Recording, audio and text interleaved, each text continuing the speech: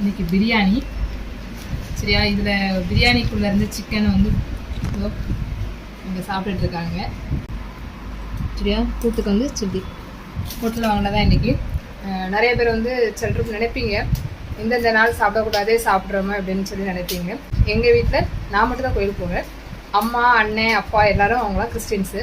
அதனால் எனக்காக நான் வந்து செவ்வாய் வெளியே வந்து சாப்பிட மாட்டேன் நான்வெஜ்ஜு.